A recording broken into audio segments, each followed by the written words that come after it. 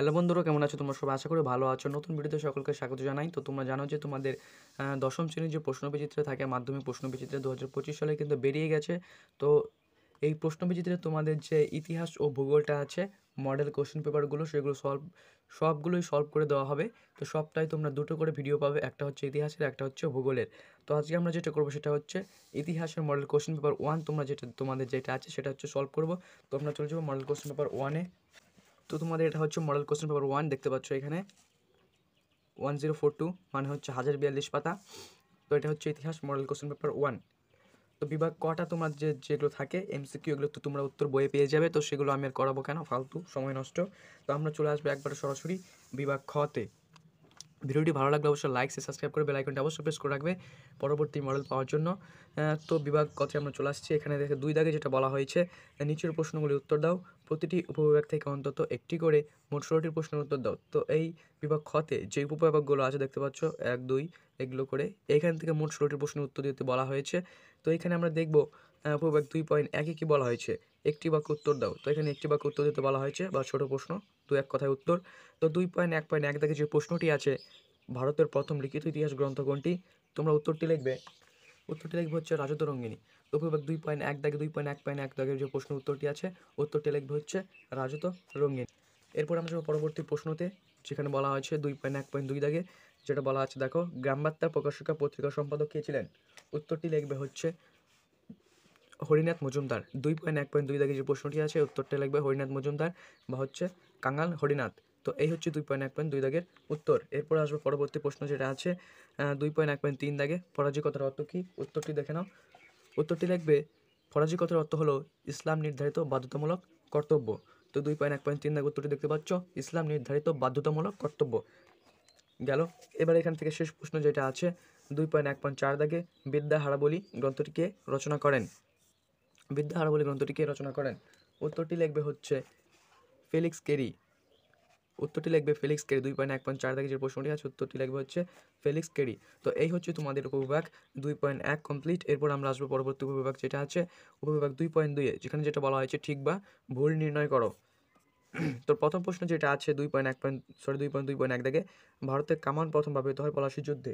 উত্তরটি কিন্তু কোনো মতে ঠিক না, উত্তরটি হবে ভুল। তো তোমরা 2.1 দাগের প্রশ্নটির প্রথম উত্তর হবে ভুল। তো দেখতে পাচ্ছ উত্তরটি হবে ভুল। এরপর 2 নম্বর যে প্রশ্নটি বলা হয়েছে 2.2 দাগে, আনন্দমঠ উপন্যাসটি স্বদেশী আন্দোলনের পটভূমিতে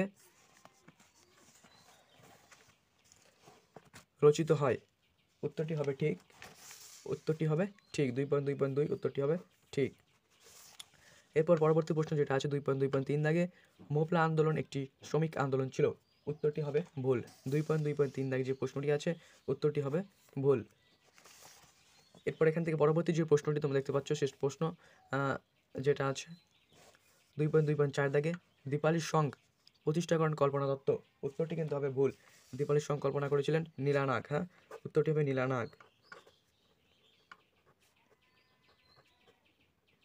নীলানাগ বা নীলারায়, উত্তরটি কিন্তু হবে নীলানাগ বা নীলানাথ। উত্তরটি হচ্ছে এখানে 2.2 যে প্রশ্নটি আছে, উত্তরটি কিন্তু ভুল দেওয়া আছে, বা উত্তরটি হবে ভুল। তো এরপর তোমাদের যেটা আছে, তো এই গেল উপবিভাগ 2.2।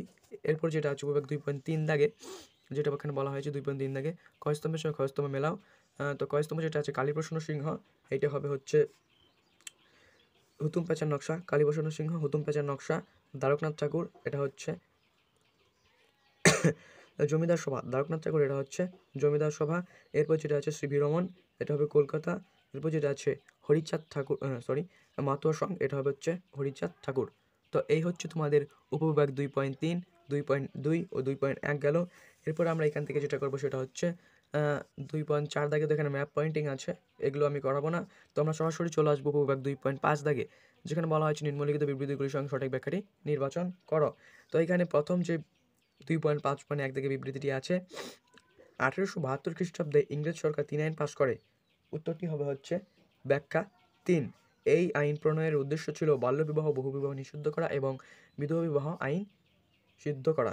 তো এই হচ্ছে উত্তর। এরপর পরবর্তী বিবৃতি 2.5.2 দাগে, ভারতের ঔপনিবেশিক ব্রিটিশ সরকার অরণ্য আইন প্রবর্তন করেছিলেন? উত্তরটি হবে হচ্ছে ব্যাখ্যা 3। ব্রিটিশ সরকার নিজেদের স্বার্থে অরণ্য সম্পদ ব্যবহার করতে চেয়েছিলেন। এরপর পরবর্তী 2.5.3 দাগে যে বিবৃতিটি আছে, মহামেন্দ্রনাথ রায় 1915 খ্রিস্টাব্দে ভারত ত্যাগ করেন। উত্তরটি হবে হচ্ছে ব্যাখ্যা 1, জার্মানি থেকে অস্ত্র সংগ্রহের জন্য। এরপর যেটা আছে লাস্ট 2.5.4 বিবৃতি, ভারত ছাড়ো আন্দোলনের সময়ে ভোগেশ্বরী প্রকরণে পুলিশের গুলিতে মৃত্যুবরণ করেন। উত্তরটি লিখবে হচ্ছে 3, ভোগেশ্বরী প্রকরণে আসামের নওগাঁ জেলার পুলিশ থানায় জাতীয় পতাকা উত্তোলনের চেষ্টা করলে পুলিশের গুলিতে মারা যান। তো তোমাদের এই হচ্ছে উপবিভাগ 2.5, 2.3, 2.2 ও 2.1। ভিডিওটি ভালো লাগলে অবশ্যই লাইক, শেয়ার, সাবস্ক্রাইব করে বেল আইকনটি অবশ্যই প্রেস করে রাখবে পরবর্তী মডেলগুলো পাওয়ার জন্য। এরপরে আমি ভূগোলের একটা মডেল কোশ্চেন পেপার দিব, তারপর আবার একটা ইতিহাসের দিব, এইভাবে ভূগোল ও ইতিহাস করে চলতে থাকবে। তো অবশ্যই চ্যানেলটি সাবস্ক্রাইব করে রাখতে পারো। দেখা হচ্ছে পরবর্তী ভিডিওতে। ভালো থেকো তোমরা সবাই।